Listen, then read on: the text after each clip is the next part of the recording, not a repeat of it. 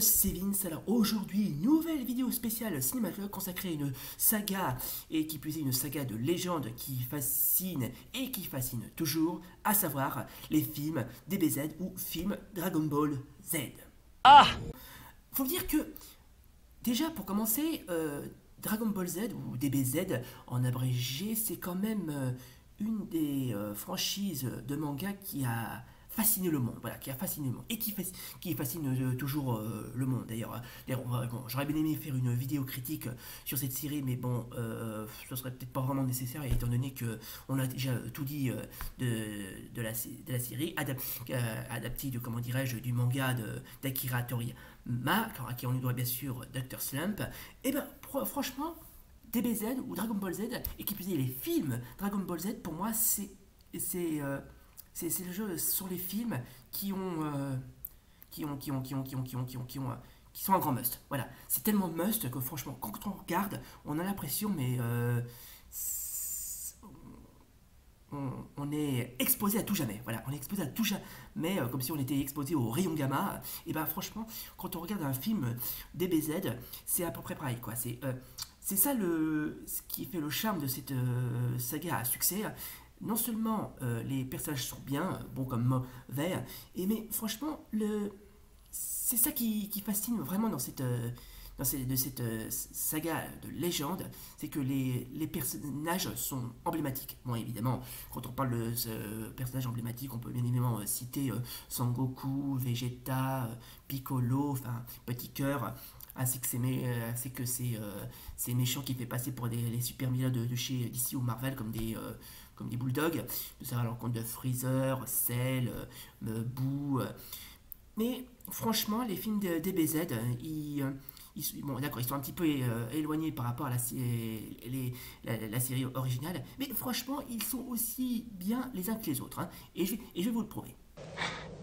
Je crois que tu te fais des idées. Alors, quand on parle de films DBZ, alors on va éviter de parler de certaines adaptations qui sont pas très jolies, on va dire. Par exemple, le film Dragon Ball Evolution, que je trouve absolument ringard. Déjà, non seulement le film, il n'avait aucune raison d'exister, en plus il a déjà été mentionné par le Jour du Grenier. Donc je ne parlerai pas de ce film, et je ne parlerai pas aussi des autres, que ce soit l'adaptation qui a été adaptée comment il s'appelle? Ah oui, je crois que c'est un film qui a été aussi mentionné par le Jour du Grenier, qui est en fait une adaptation d'un studio taïwanais. Ça aussi, on va pas en parler parce que déjà c'est bien, mais sans trop de plus. Ainsi qu'une version coréenne, mais ça non plus je vais pas en parler parce que ça aussi ça a été mentionné par le Jour du Grenier, hein. Oui, parce que le Jour du Grenier a aussi pas mal fait de vidéos sur la franchise DBZ, et en particulier sur les films Dragon Ball, hein. Donc, mais s'il le faut, je mettrai le lien en bas de la description. Donc, pardon si je ne cite pas ces films-là, parce que c'est pas trop le sujet de l'émission. Mais c'est pas grave, hein. Bon, d'accord, ils sont peut-être loin d'être fameux, mais bon, après, ce qui est fait est fait, quoi. On va plutôt parler, comment dirais-je, des films DBZ. Allez. Alors, si on compte le succès du manga Dragon Ball Z et de ses versions animées Dragon Ball et Dragon Ball Z, a donné lieu à la création de plusieurs films et téléfilms, et OAV pourront faire intervenir des personnages inédits, hein, comme je veux dire. Les séries Dragon Ball GT et Dragon Ball Super ont également été adaptées en téléfilm ou en film d'animation. Bon, bref, franchement, il y en a pour tous les goûts, hein, franchement, mais... Alors bien évidemment, l'auteur Akira Toriyama prend en compte les films Dragon Ball et Dragon Ball Z comme des histoires qui ont lieu dans une dimension différente de l'histoire principale du manga. D'ailleurs, dans les années 80, 3 films provenant de l'univers Dragon Ball sont produits. La légende de Shenron, qui date de 1986, Le Château du Démon de l'année 1987, et le troisième, L'Aventure Mystique, sorti en 1988. Un quatrième film de l'univers Dragon Ball est produit en 1996 pour fêter le 19e anniversaire de la série. Le film s'intitule Dragon Ball, l'armée du ruban rouge, et réadapte les 8 premiers volumes du manga. Oui, alors il y a eu ça aussi, mais bon, ça c'est le faux, j'essaierai de voir si je peux en trouver ça. Alors, la série Dragon Ball Z est diffusée le 21 avril 1989 pour la première fois au Japon. Pour le premier film lié à l'univers DBZ sort le 15 juillet 1989. Dragon Ball Z comptabilise 15 films. Les 9 premiers sont distribués en France directement en VHS. Oui, alors, faut pas oublier qu'à cette époque, il y avait une quantité de VHS de la saga Dragon Ball Z, notamment en vidéocassette dans les années 90. Hein. C'était voilà, ça c'était vraiment la belle période, si je puis dire. Non. La France diffuse pour la première fois au cinéma un film DBZ, L'Attaque du Dragon. Oui, il y a eu L'Attaque du Dragon ainsi que Fusion. Hein. Sur le titre Dragon Ball Z, le film sorti le 31 octobre 1995, divisé en 2 parties. Il s'agit des films 12 Dragon Ball Z Fusion et le 13e Dragon Ball Z L'Attaque du Dragon. Alors, très sincèrement, celui-là, je vous le conseille parce que franchement, c'est un des meilleurs films Dragon Ball Z que j'ai regardé, se dit au passant. Alors, le 16 octobre 1996, le second film Dragon Ball Z est diffusé dans le cinéma français et comme pour les précédents films, il est séparé en 2 parties regroupant le film 10, Dragon Ball Z Rivaux Dangereux et le 11e, Dragon Ball Attack Super Warrior. Voilà. Après plusieurs années sans film d'animation, le studio Toei Animation décide de produire le 14e film Dragon Ball Z, 18e au total. Akira Toriyama est impliqué dans l'écriture du film. Le long métrage sort le 31 mars 2013 au Japon sous le titre de Dragon Ball Z Battle of Gods.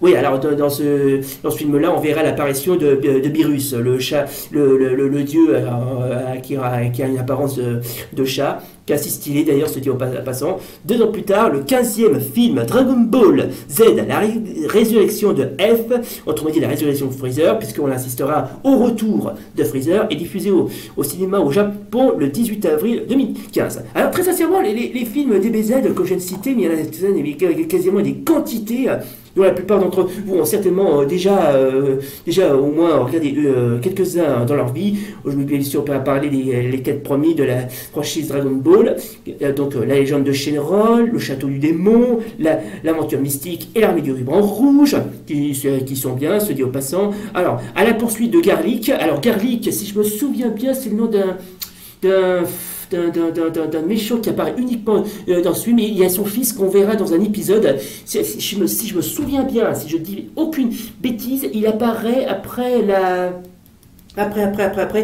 saga Freezer, il me semble. Ensuite, on y aura le robot des glaces, le combat fratricide, où on verra apparaître Turtle, on voit apparaître un autre méchant, hein, qui en fait, ce qui paraît être un frère jumeau caché de Son Goku, qui se nomme Turtle.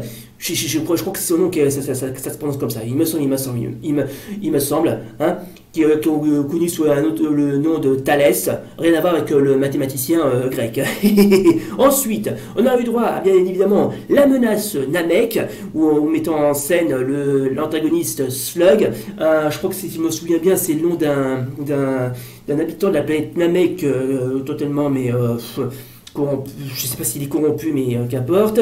Bref, il est badass. Ensuite, là, on aura le droit à la revanche de Couleur, où on assistera à la connaissance de Couleur, le frère de Freezer. 100 000 guerriers de métal, alors qui est un petit peu sa suite, où on assistera le retour de Couleur, qui reviendra entre la vie et la mort en mode métal. Ensuite, on a le droit à l'offensive des cyborgs. Alors, si je me souviens bien, on assistera à d'autres cyborgs de l'armée du ruban rouge qui ont fait leur apparition, notamment un que j'apprécie, c'est le C13 ou Android 13.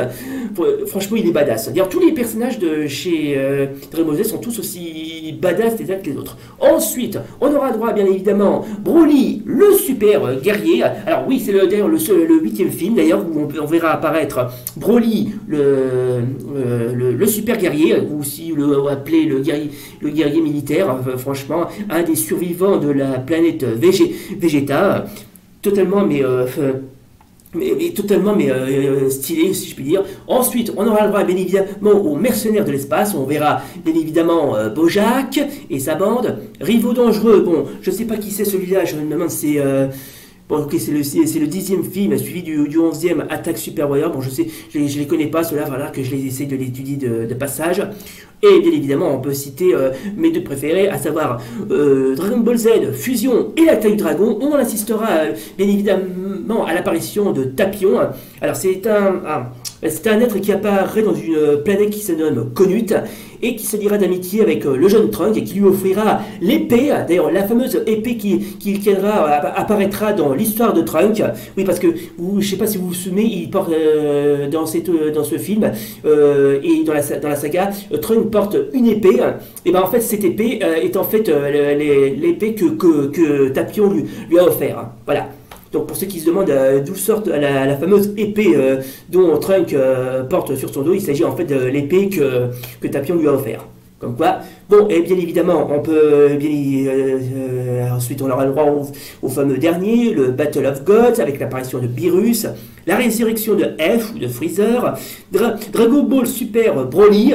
Alors celui-là, c'est le tout dernier qui va sortir. Franchement, il est classe, il est bien, il est très stylé. On assistera au retour de Broly, voilà, qui je vous rappelle est originaire de la planète Vegeta, tout comme Son Goku et Vegeta, qui pour moi est un peu une sorte de Hulk. D'ailleurs, Broly, c'est vraiment ce qu'on peut appeler, mais c'est le Hulk de la franchise Dragon Ball, si je puis dire. Ensuite, on aura bien évidemment un Dragon Ball Super Héros sorti au cours de l'année 2022. Alors celui-là, franchement, alors je vais très vite quasiment le survoler parce que déjà ce film, à ce qui paraît, il a été, comment dirais-je, déjà été cité par le Jour du Grenier dans sa chaîne Le Bazar, à ce qui paraît. Donc il s'agit en fait du premier long métrage totalement en image de synthèse basé sur la série Dragon Ball Super. Oui, parce qu'il y a une nouvelle saga Dragon Ball Z qui s'appelle Dragon Ball Super. L'action se déroule quelques mois après les événements du Dragon Ball Super Broly. L'armée du ruban rouge, l'armée du ruban rouge, pardon, excusez-moi, l'organisation secrète maléfique mise en bas par Son Goku durant son enfance a repris du poil de la bête et s'est mise à construire de nouveaux cyborgs bien plus puissants que celles Gamma 1 et Gamma 2. Ceux-ci portent les convictions des anciens membres de l'armée et cherchent ainsi à se venger de Goku. Piccolo ou ça porte au petit cœur, remarque leur activité qui consiste en la fabrication d'une arme maléfique ultime jusqu'à ce que Pan, alors Pan, si je me souviens bien, c'est la fille de Son Gohan et de Videl, soit prise en otage, attirant Son Gohan dans un piège. Ouh, super. Encore de l'intrigue, encore et toujours de l'intrigue. Mais ça va, franchement, c'est pas si mal. Bon, et bien évidemment, quand on parle de films, on peut citer bien sûr quelques téléfilms, notamment, attendez, je peux citer, Badak contre Freezer, où on fera la connaissance de Badak, le père de Goku et de Raditz. Oui, parce que il faut pas oublier que Son Goku a eu un frère qui se nomme Raditz, qui apparaît dans les premiers épisodes de DBZ, qui lui aussi subira ce qu'on peut appeler mais une mort injuste. L'histoire de Trunk qui parle de comment Trunk a fait et Son Gohan adulte ont commencé à lutter contre les androïdes de l'armée du ruban rouge, et que Trunk va être dans l'obligation d'aller vers le passé pour donner une sorte de, attendez, si je me souviens bien, c'est un espèce de médoc qui permettra à Son Goku de guérir d'un mystérieux virus. Alors voilà, oui, alors je vais spoiler un petit peu pour ceux qui n'ont quasiment pas vu. En fait, l'histoire le film, l'histoire de Trunk, pour être c'est le seul film DBZ que j'ai vu. Alors l'histoire se commence dans un futur alternatif avec une triste nouvelle. Piccolo, Yamcha, Tenshinhan, Krillin, Bulma, Yajirobe et Vegeta apprennent le décès de Son Goku des suites d'un virus cardiaque. Alors que sa femme Chichi et son beau-père Ju-Mao restent à son chevet, rejoints par Son Gohan qui découvre le corps sans vie de son père. Plus tard, les deux cyborgs, C-17 et C-18, attaquent la capitale du Sud. Tout la Z-Team est décimée par ces derniers en essayant de les arrêter. 13 années se sont écoulées et les cyborgs continuent de semer la pagaille. Constatant de lui-même les dégâts causés par les cyborgs et en se sentant impuissant de ne rien pouvoir faire, Trunk, qui a beaucoup grandi, supplie Son Gohan de l'entraîner afin qu'il devienne assez fort pour les affronter et que ce dernier accepte. Bien. Sentant son potentiel, celui-ci apprend à se battre, mais aussi à se transformer en Super Saiyan ou Super Guerrier, ça dépend comment on l'appelle. Le lendemain, les deux cyborgs recommencent leurs méfaits. Les deux jeunes Saiyans partent les combattre, mais se font bataille contre eux. Et lors de ce combat, Son Gohan perd son bras gauche, oui, parce qu'il a perdu son bras gauche, se dit en passant. Reprenant l'entraînement, Trunks se reproche de plus en plus de la transformation, mais les cyborgs refont des siens, et cette fois-ci, Son Gohan part les affronter seul. Assommant Trunks qui souhaite l'accompagner en infériorité numérique et à cause de son handicap, le fils de Son Goku n'a rien pu faire face à ses adversaires et lui aussi vaincu. Malheureusement, après avoir recouvré ses esprits, Trunks découvre le corps sans vie de Son Gohan et en plus de tristesse et de colère parvient enfin à se transformer en Super Saiyan. 30 ans plus tard, Trunks a beaucoup progressé. Hélas, malgré ses efforts, il n'est toujours pas de taille face à C17 et C18. La machine à voyager dans le temps est prête et Trunks décide de se rendre dans le passé afin de rencontrer Son Goku 20 ans en arrière pour lui donner le fameux médoc qui permettra de guérir du mystérieux virus qui causera sa mort. C'est une chose qui est assez marrant dans le scénario de Dragon Ball ou DBZ, c'est son côté, mais si on cite les Saiyans, il me faut trop penser aux Kryptoniens, de la planète Krypton, la planète d'origine de Superman. D'ailleurs, c'est fou à quel point Superman et Son Goku ont vraiment de légers points communs. C'est ça qui fait un petit peu le charme de la saga, c'est son côté Superman, quoi. Franchement, Son Goku, c'est un petit peu un Superman en mode nippon, si je peux dire. Bon, et bien évidemment, je peux citer quelques-uns qui n'ont pas beaucoup d'importance. Je peux parler d'un certain Zenbu Misemasu Doshi Wazure Dragon Z, je ne sais pas qui c'est celui-là. Ensuite, on aura le droit au téléfilm de la franchise Dragon Ball GT au Great Travel 100 ans après. Ensuite, on aura le droit à un crossover Dream 9, Toriko et One Piece, où on assistera quasiment une collaboration entre One Piece, Luffy de One Piece et Son Goku de DBZ. Bref, et sinon je peux en citer quelques-uns, par exemple celui qui est sorti en 1993, Dragon Ball Z, le plan d'éradication des Super Saiyans, où un scientifique a créé des espèces de monstres pour se venger des Saiyans qui ont détruit sa planète d'origine. Ensuite, Salut Son Goku et ses amis sont de retour. Je sais pas qui c'est celui-là. Ah oui, et bien évidemment le fameux épisode de Bad Rock. Et bien évidemment, et puis voilà. Donc pour ceux qui aimeraient connaître davantage ces films, j'essaierai de voir si je peux vous trouver quelques-uns et que je les mettrai en bas de la description. Ça sera le cadeau officiel. Mais ce qui est génial dans les films DBZ, c'est qu'on on fait aussi la connaissance de nombreux personnages qui ne figurent ni dans le manga, ni dans les séries. Et évidemment, les personnages de films DBZ, ils sont légion.